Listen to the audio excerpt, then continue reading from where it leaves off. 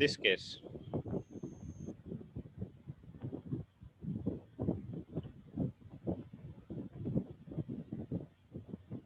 हमारे पास let suppose 3 compound given है।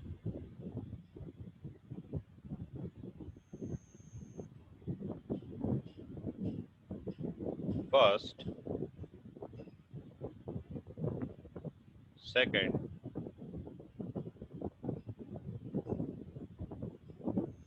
Third.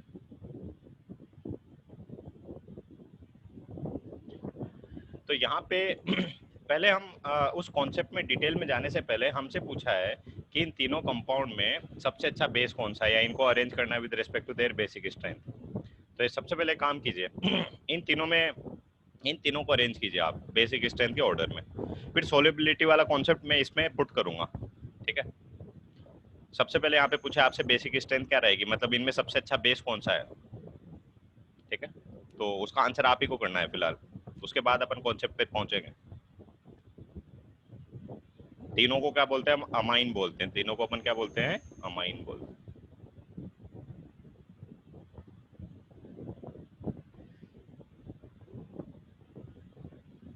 हाँ, सीधी सी बात है, ए बी सी। सबसे अच्छा यहाँ पे बेस कौन सा है? सबसे अच्छा बेस रहेगा यहाँ पे ए। अब उसका रीजन क्या है? यहाँ पे 3 अल्काइल ग्रुप है, तो 3 अल्काइल ग्रुप इस तरह से इलेक्ट्रॉन पंप करेंगे तो नाइट्रोजन के पास जो इलेक्ट्रॉन डेंसिटी वो क्या होगी? इंक्रीज होगी। यहाँ पे सिर्फ 2 ही अल्काइल ग्रुप है, तो यहाँ पे भी इलेक्ट्रॉन डेंसिटी इंक्रीज होगी बट उतनी नहीं। और यहाँ पे सिर्फ एक ही अल्काइल ग्रुप है, तो यहाँ पे थोड़ी सी बेसिक इलेक्ट्रॉन डेंसिटी क्या होगी? इंक्रीज होगी। तो सबसे ज्यादा इलेक्ट्रॉन डेंसिटी कहाँ पे? इस वाले में। तो सबसे अच्छा बेस कौन सा हो गया? ए, फिर बी, फिर क्या? सी, ठीक है। तो ये तो हमारे पास इस तरह से हमने बेसिक स्ट्रेंथ देखा विद रिस्पेक्ट टू क्या? Inductive effect. हमने क्या देखा यहाँ पे? इन अल्काइल ग्रुप का इंडक्टिव इफेक्ट यहाँ पे कंसिडर किया, ठीक है। तो ये ऑर्डर करेक्ट होता है अगर ये जितने भी हमारे पास कंपोनेंट है ए बी सी, अगर ये कहाँ पे हो हमारे पास? Gaseous state. अगर ये हमारे पास जो भी ए बी सी आपने कंपोनेंट लिया है, अगर ये गैसियस स्टेट में है, तो हम बोलेंगे कि यहाँ पे ए सबसे ज्यादा बेसिक, फिर बी कम, और फिर सी क्या? कम। गैसियस स्टेट में हम सिर्फ किस फैक्टर को कंसिडर करते हैं यहाँ पे? इंडक्टिव इफेक्ट को। बट अगर आपने ये जो अमाइन लिया है, वापस से इन्हीं अमाइन को देख रहे हैं, अगर आपने अमाइन को कहाँ पे लिया है? एक्वस सॉल्यूशन में। आपने अमाइन को कहाँ पे लिया है? एक्वस सॉल्यूशन में। एक्वस सॉल्यूशन का क्या मीनिंग है?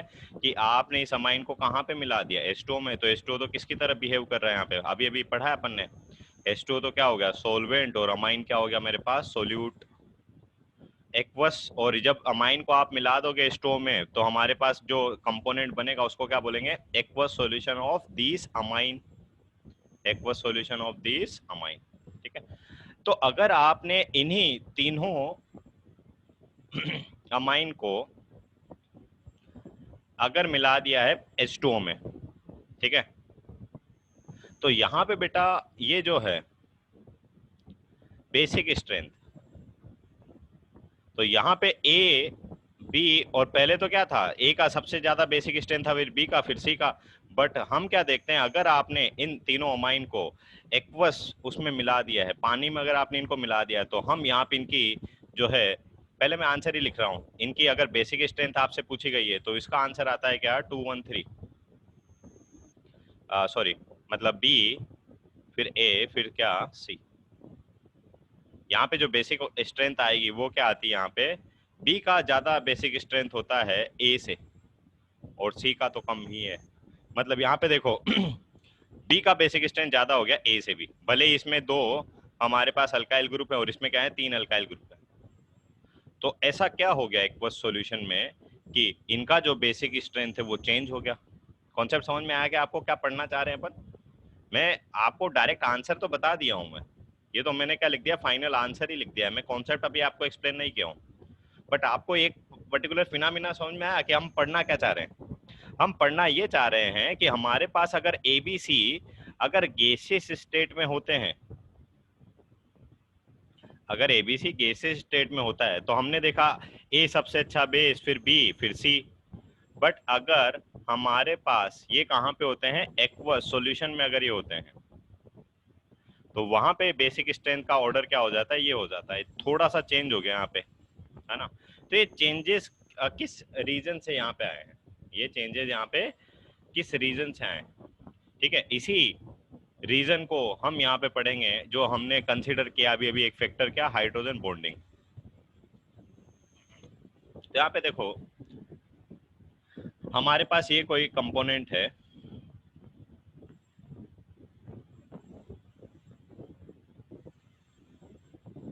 पहले इसकी बात कर लेते हैं। हमारे पास ये कोई कंपाउंड है, ठीक है। अब आपने क्या किया, इसको हाइड्रो H2O में पुट कर दिया, है ना, वाटर में।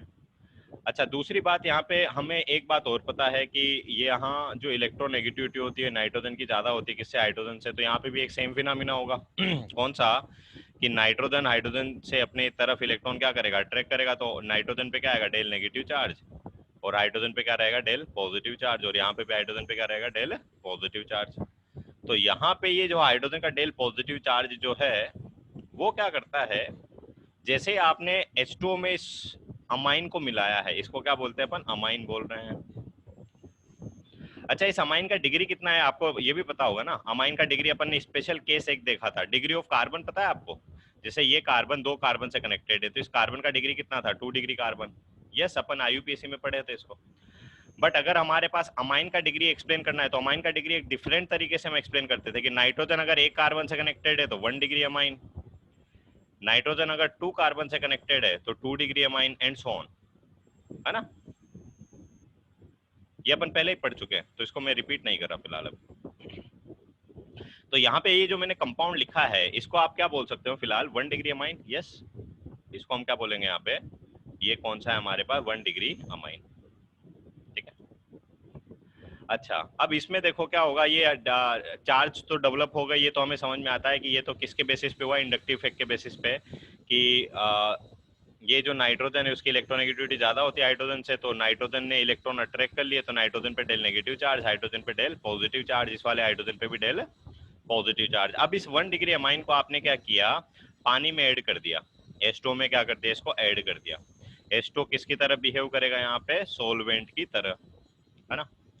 अब होता क्या है, ये जो ऑक्सीजन का, ऑक्सीजन पे आपको शायद बहुत बेसिक आइडिया हो गया होगा, काफी टाइम से अपन देख रहे हैं कि ऑक्सीजन के पास क्या होते हैं बेटा, लोन पेयर होते हैं। ऑक्सीजन के पास क्या होते हैं, इस तरह से लोन पेयर अवेलेबल होते हैं।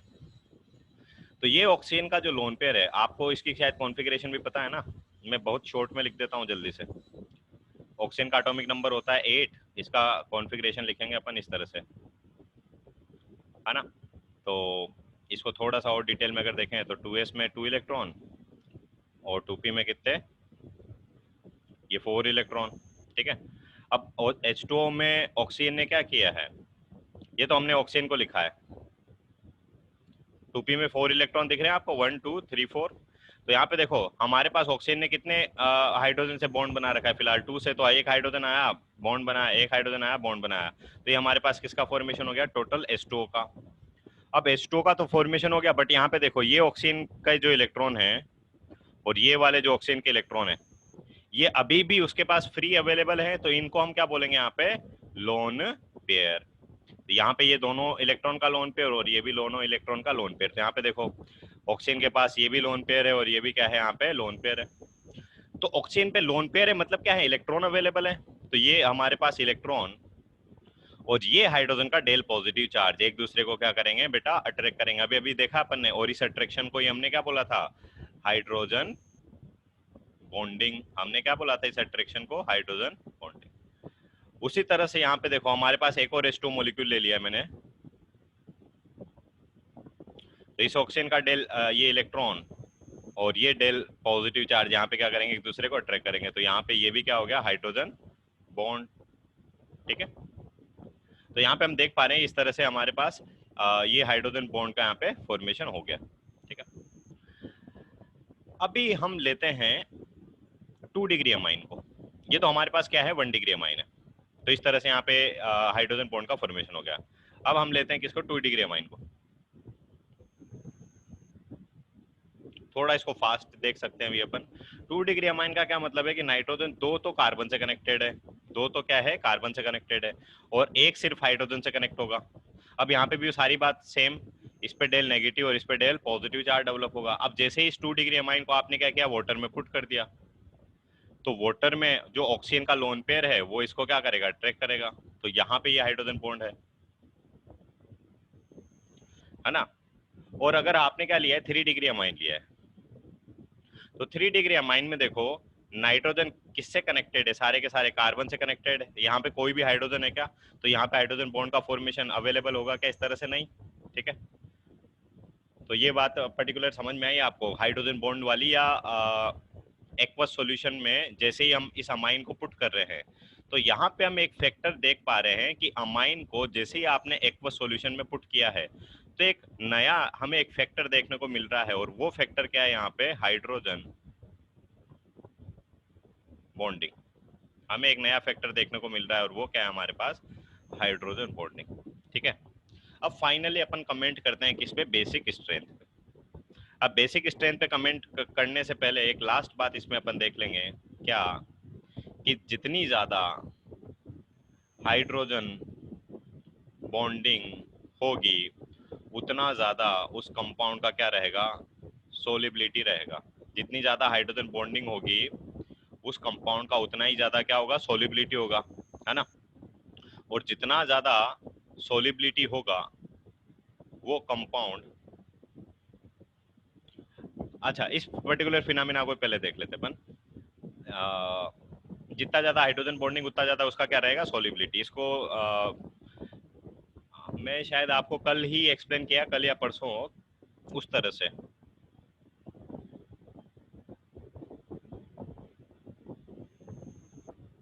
जैसे आपने क्या किया था,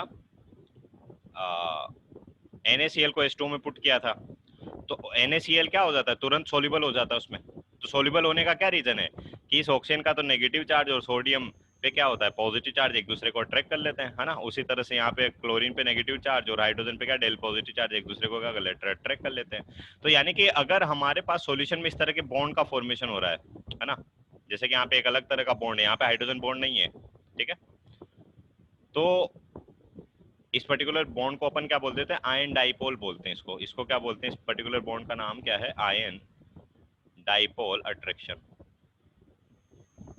ये तो हमारे पास क्या है, डाइपोल है, और ये हमारे पास क्या है, सोडियम का एक आयन है। ठीक है, तो यहाँ पे इस तरह का अट्रैक्शन हो रहा है, और इसको एक केमिकल बॉन्ड भी बोल सकते हैं अपन, इस तरह का वंडरवॉल बॉन्ड बोल देंगे इसको। तो यहाँ पे जितना ज्यादा हमारे पास NaCl को जैसे आपने H2O में ऐड किया, तो हम क्या देख रहे हैं, इस तरह के कुछ बॉन्ड बन रहे हैं, और NaCl क्या हो गया, वहां पे सोल्यूबल हो गया। तो किसी भी सब्सटेंस का आप जो सोलिबिलिटी है वो एक्सप्लेन कर सकते हो आप वहां पे बॉन्डिंग के बेसिस पे, कि वो सॉल्यूशन में क्या सॉल्वेंट के साथ कोई बॉन्ड का फॉर्मेशन कर पा रहा है कि नहीं। जैसे कि आपने क्या किया, H2O में ऐड कर दिया किसको, बेंजीन को। अब बेंजीन तो क्या होता है, नॉन पोलर होता है। बेंजीन क्या है, नॉन पोलर है, और ये क्या अपने आप में पोलर है। तो इसमें कोई भी बेटा बॉन्ड ही नहीं बनता, यहाँ पे कोई भी अट्रैक्शन ही नहीं होता, यानी कि कोई भी बॉन्ड नहीं बनता। तो ये क्या होता है, सोल्यूबल ही नहीं होता। जैसे पेट्रोल को आपने मिलाया पानी में, तो क्या पेट्रोल सोल्यूबल होता है क्या, नहीं। तो जो हमारे पास पेट्रोल है वो क्या है, नॉन पोलर है, और ये अपने आप में पानी जो है वो तो क्या है, अपने आप में पोलर है। तो क्या है, डिजोल्व होता है क्या, नहीं। क्यों डिजोल्व नहीं होता, यानी कि कोई यहाँ पे बॉन्ड ही नहीं बन रहा है। ठीक है, ये बात समझ में आई। यानी कि आप ऐसा इन शॉर्ट ऐसा बोल सकते हैं क्या, कि अगर हमारे पास जितने ज्यादा बॉन्ड होंगे सॉल्यूशन में, उतना ज्यादा उस सब्सटेंस का क्या रहेगा, सोलिबिलिटी रहेगा। तो उसी तरह से अगर हाइड्रोजन बॉन्डिंग बढ़ेगी तो उस कंपाउंड की सोलिबिलिटी भी वहां पे क्या होगी, बढ़ेगी। ठीक है, तो यहाँ पे देखो,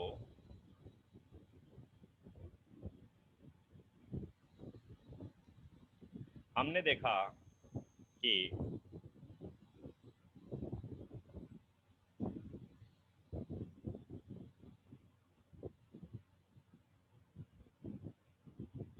हमारे पास जो 1 डिग्री अमाइन है, सर पर ऑयल की लेयर ऊपर ही क्यों बनती है, नीचे क्यों नहीं बनती। ऊपर तो इसलिए बनती है बेटा, डेंसिटी की वजह से। ऊपर तो इसलिए बनती है, ऑयल की जो लेयर है पानी में, तो ऑयल की लेयर यहाँ पे बन जाएगी, तो डेंसिटी की वजह से होता है ना। जिसकी डेंसिटी कम होती है वो फ्लोट करेगा। जैसे कि जो आइस होता है उसकी डेंसिटी क्या होती है, कम होती है वाटर से, तो वो क्या करता है, फ्लोट करता है। तो बच्चे ने पूछा था कि सर ऊपर ही क्यों बनती है लेयर, नीचे क्यों नहीं बनती, क्योंकि इसकी डेंसिटी क्या होती है, कम होती है ना, इस तरह से। फिलहाल यहाँ पे देखो, अब 1 डिग्री 2 डिग्री और 3 डिग्री अमाइन में हमें क्या देखने को मिल रहा है कि 1 डिग्री अमाइन ने तो इस तरह से देखें, यहाँ पे ये वाला हाइड्रोजन बॉन्ड बना रखा है और ये वाला हाइड्रोजन बॉन्ड बना रखा है, यस। 2 डिग्री अमाइन में सिर्फ हमारे पास ये हाइड्रोजन बॉन्ड अवेलेबल है, सिर्फ ये वाला, और 3 डिग्री अमाइन में कोई भी हाइड्रोजन बॉन्ड नहीं है यहाँ पे, ठीक है।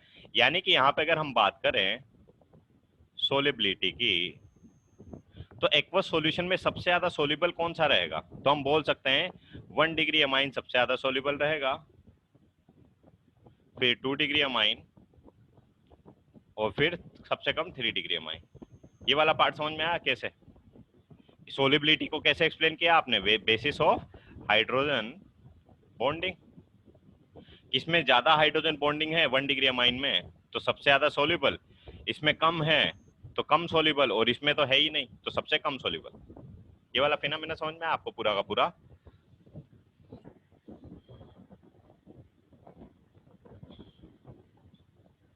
तो फाइनली अपन इस पे बात करते हैं अभी क्या,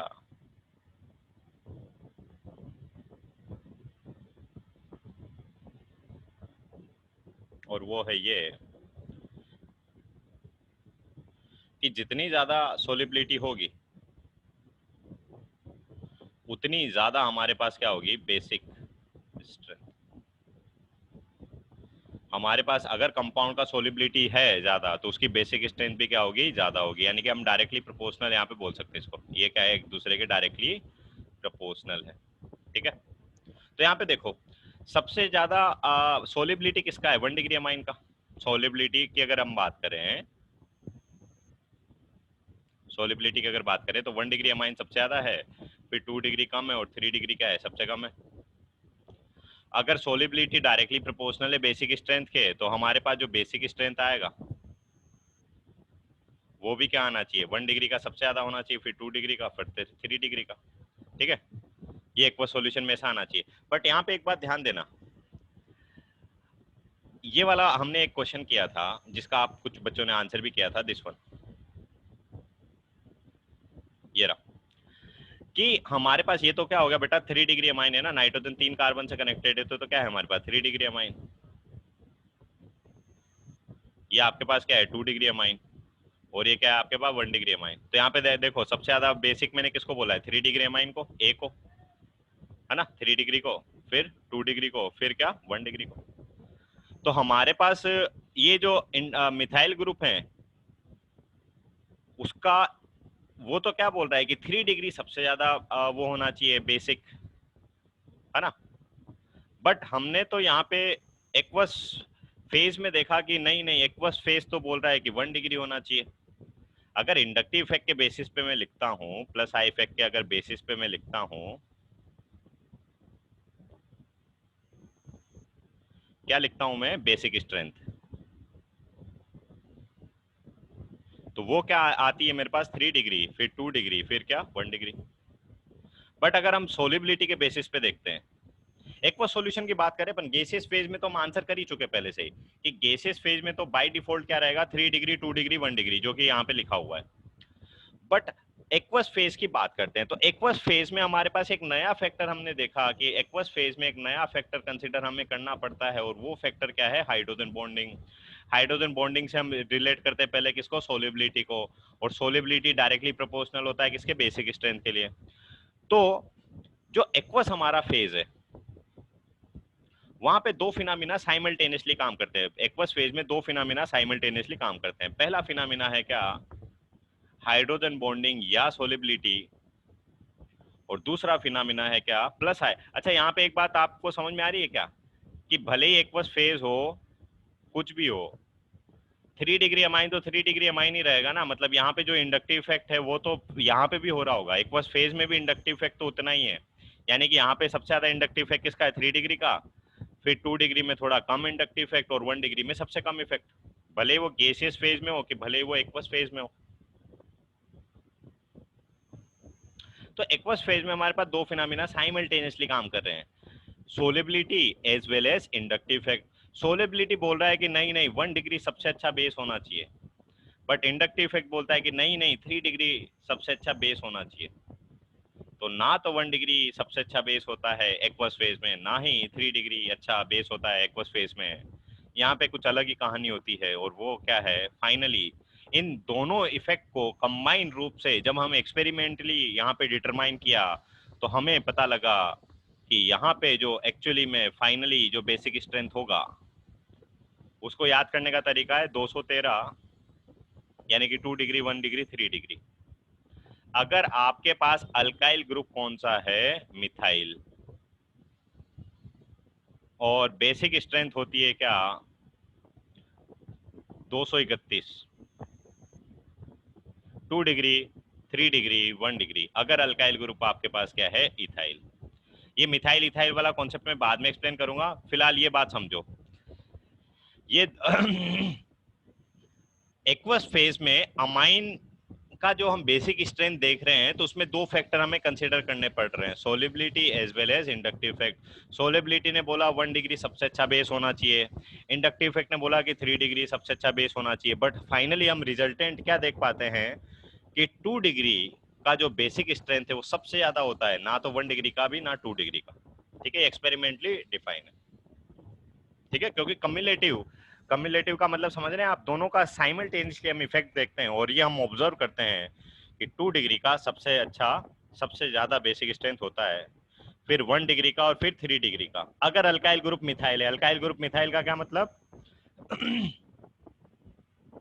जैसे कि हमारे पास अमाइन है, ये वाले, ये 3 डिग्री, ये 2 डिग्री अमाइन, और ये क्या, 1 डिग्री अमाइन। ठीक है, तो अगर अल्काइल ग्रुप हमारे पास क्या है, मिथाइल है, तो यहाँ पे क्या आएगा, ये तो क्या हो गया 3 डिग्री, ये क्या हो गया 2 डिग्री, और ये क्या हो गया 1 डिग्री। तो यहाँ पे तो आता है 213, मतलब 2 डिग्री, फिर 1 डिग्री, फिर 3 डिग्री, क्या बेसिक स्ट्रेंथ। बट अगर आपने अल्काइल ग्रुप चेंज कर दिया, कौन सा वाला ले लिया आपने, ethyl, CH3 CH2 N, CH2 CH3 CH2 CH3, ये भी क्या है 3 डिग्री अमाइन है अभी भी, CH3 CH2 N, CH2 CH3, और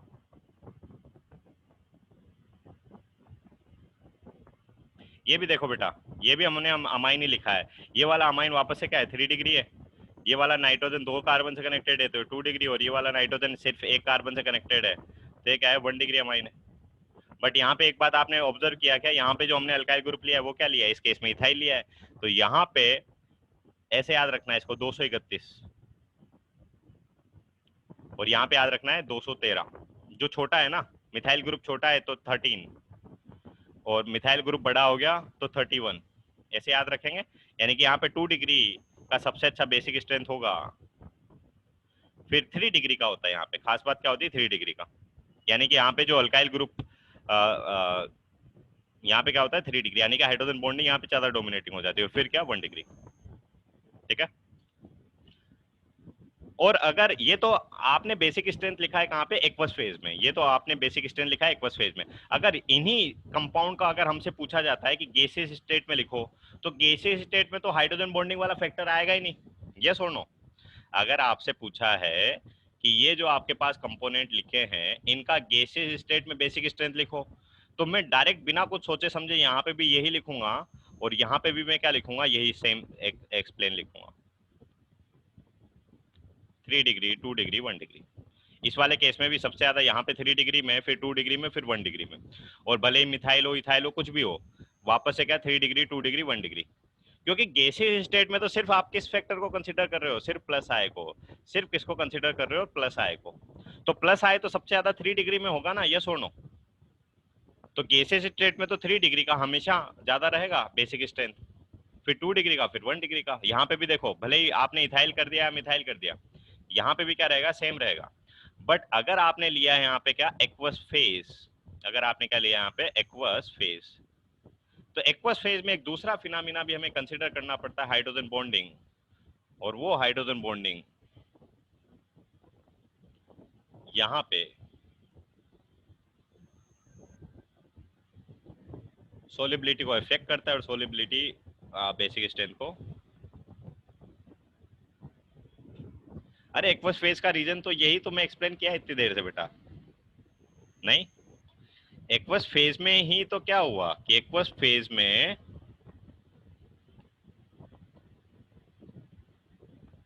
ये काम हुआ। कौन सा काम हुआ? This one. एक्वस फेज में जैसे ही आपने इसको मिलाया अमाइन को,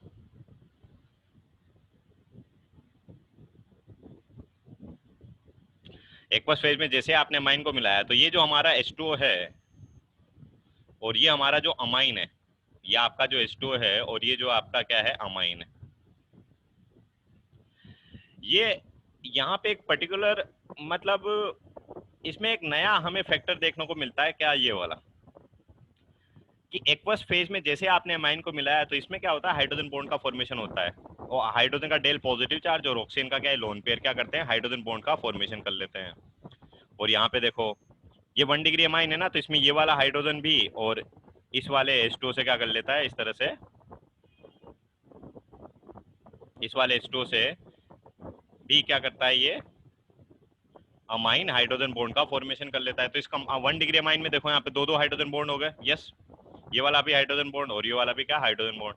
अब जितने ज्यादा केमिकल बॉन्ड का फॉर्मेशन होगा सॉल्यूशन में, उतनी ज्यादा सॉल्यूशन की सोलिबिलिटी क्या होती है, इंक्रीज होती है।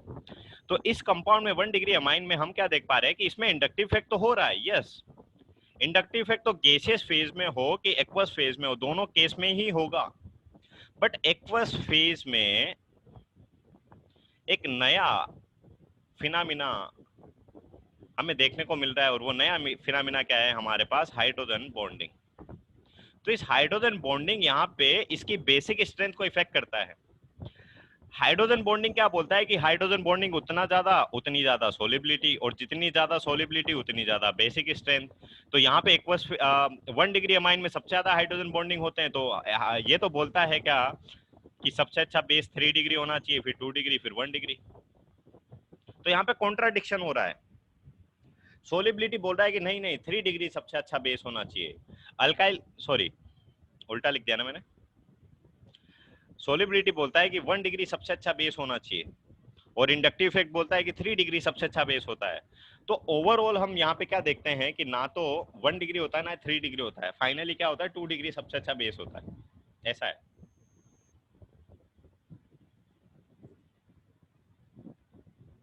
अरे वही तो मैंने लिखा है।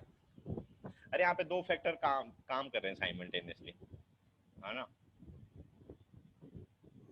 कि एक फैक्टर बोल रहा है, दोबारा से मैं एक्सप्लेन करता हूँ बहुत शॉर्ट में।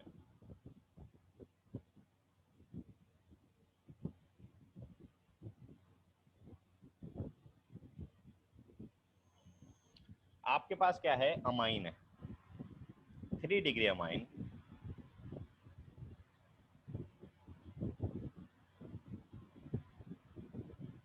2 डिग्री अमाइन, 1 डिग्री अमाइन। अगर आपने पूछा है यहाँ पे बेसिक स्ट्रेंथ क्या होगी, अब बेसिक स्ट्रेंथ को भी आपसे बोला जा सकता है दो कैटेगरी में। पहला हो सकता है गैसियस फेज में। पहली तो आपसे क्या लिखिए यहाँ पे, गैसियस। तो गैसियस फेज में तो नो डाउट क्या होगा, 3 डिग्री सबसे ज्यादा होता है, फिर 2 डिग्री, फिर 1 डिग्री। क्योंकि गैसियस फेज में सिर्फ एक फैक्टर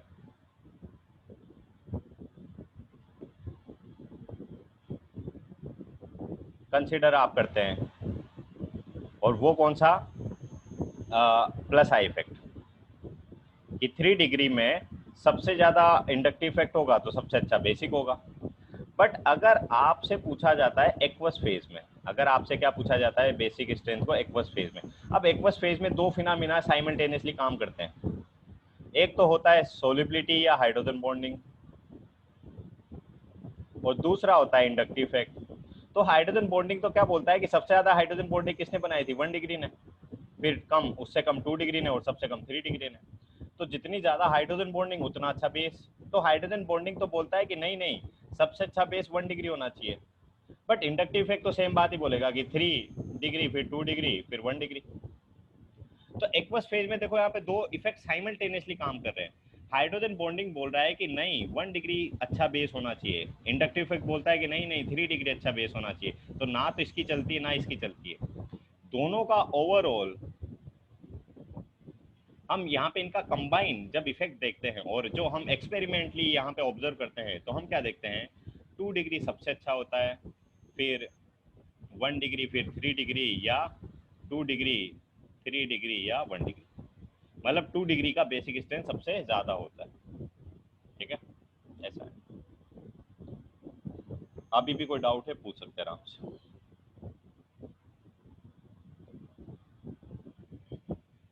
अच्छा मैं आपको वो अभी आप